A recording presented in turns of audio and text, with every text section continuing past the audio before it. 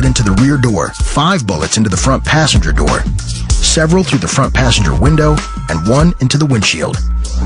I was dealing with the sergeant, and I was told it was a .40 caliber Glock. We're going to continue this investigation. Hopefully, we'll come up with something that makes some sense of this unfortunate incident. The cops were there all night long. There was one witness, Yafafullah, said that he could identify the shooter. Yafafullah was an old friend of Tupac's, and he was riding in the car directly behind the one Tupac and Shakur were in. So he was closer than anyone other than Shakur. Yafafullah, who was in the front seat with me, was staring out of the window. So he saw the Cadillac before it even approached the car. And he told the police right off, I saw who did it. And it's stunning to think that, okay, he said that, and they didn't say, yeah, who is it? But they didn't. They said, okay, we want you to come in and make a statement. And, you know, at some point in the future, they didn't even set a time. Detained on the street by police, Tupac's entourage are anxious to know their friend's condition. They had us sitting out on the Vegas Strip for about 2 hours, and they just let us go. Everybody went to the hospital. So it was definitely worse than any of us could imagine. They had breathing machines on him. He was bandaged and everything. In an attempt to stop the internal bleeding, doctors decide to take the damaged lung out. They make an incision in Tupac's chest. Then part of his ribcage is removed, allowing surgeons access to the area. The lung is collapsed and blood vessels tied off. Then it is clamped, cut, and removed through the incision.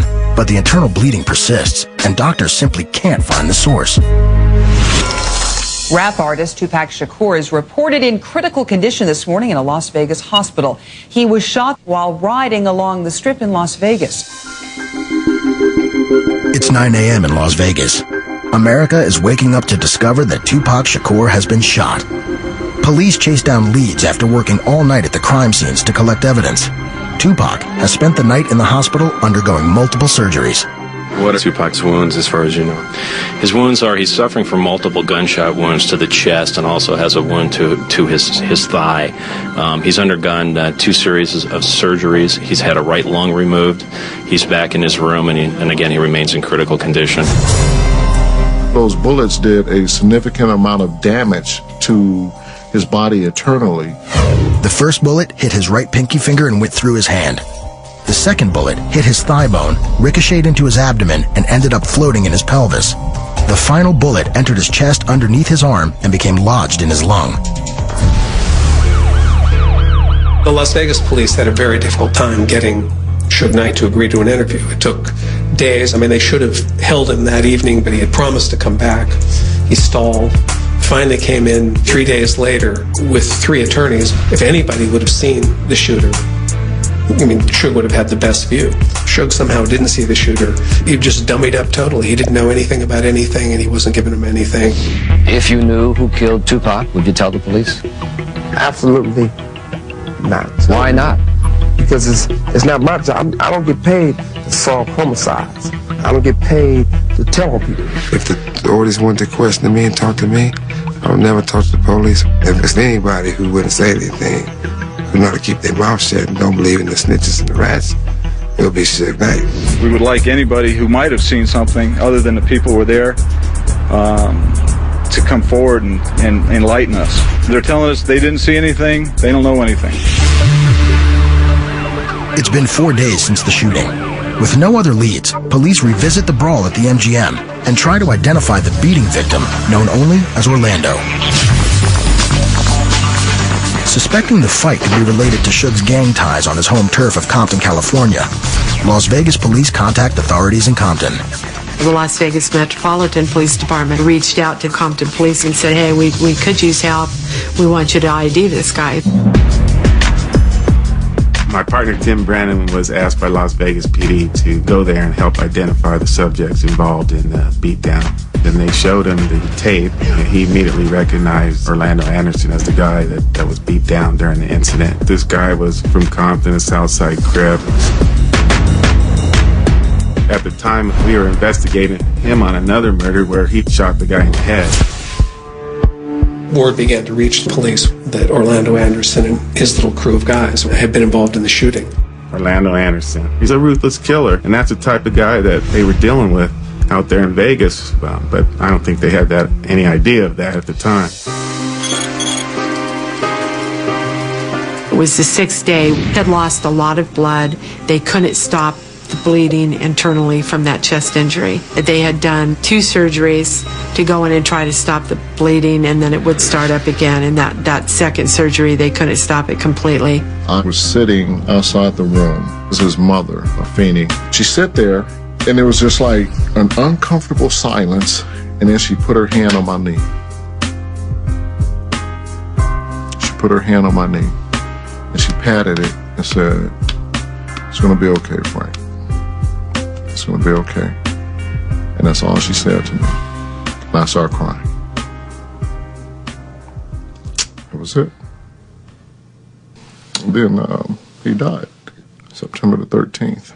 At 4:03 this afternoon, Tupac Shakur was pronounced dead. I was definitely crushed, and my whole world was lost. It was a major loss. You know, it wasn't just a friend, it was my little brother.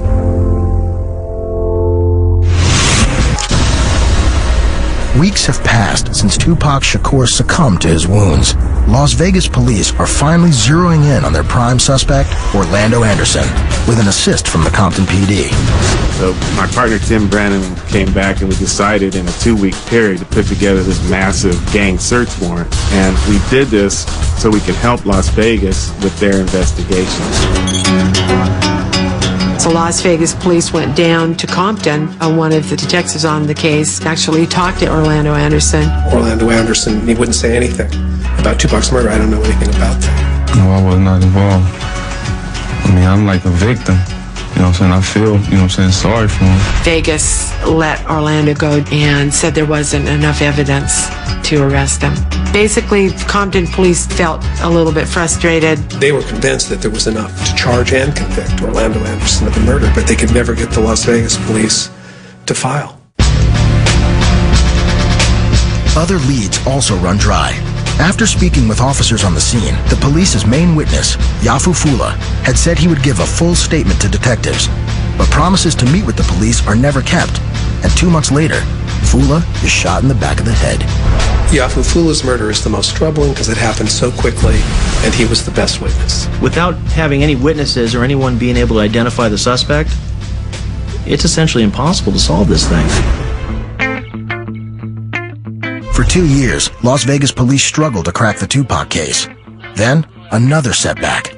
Their only legitimate suspect, Orlando Anderson, is murdered in an LA shooting, leaving them with virtually nothing.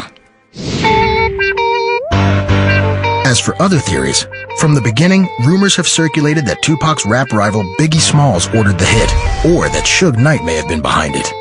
There are a lot of conspiracy theories, one of which is that Suge Knight ordered the hit because reportedly Tupac was going to leave Death Row Records. I don't know if I buy into that. I think it would be pretty brazen and risky to be in the same vehicle with the target of the hit. If somebody said that I had something to do with it, I didn't take it as a point where it bothered me. I took it as a point where that got to be the most stupidest mother in the whole wide world. Ultimately, Las Vegas police dismissed the theory that Suge had Tupac murdered. Some question the department's desire to solve the case at all. I was told by LAP detectives that when they went over to Las Vegas to talk to them, that the Las Vegas cops told them privately, look, we've been told that they don't want us to solve this crime. I was told by our at Metro that it would be bad publicity having all these hip-hop people coming in for a trial. I think it goes beyond it's bad for tourism. I don't know. Somebody didn't want to solve it and it didn't get solved. Well over a decade later, the Tupac murder remains unsolved. And without fingerprints, eyewitness testimony, or the murder weapon, there's little hope police will ever officially solve it. When asked for the official comment on the case, Las Vegas police will only say, quote, it remains an open investigation. He had something to say. He had a message to deliver, and he was going to get that message to the world one way or another, you know, through life or death. There's a lot of details, a lot of truth to be told, and questions to be answered. recalling that night. I think at the end of the day, everybody needs some type of positive closure. Was through the roof. Nobody is better than me. He's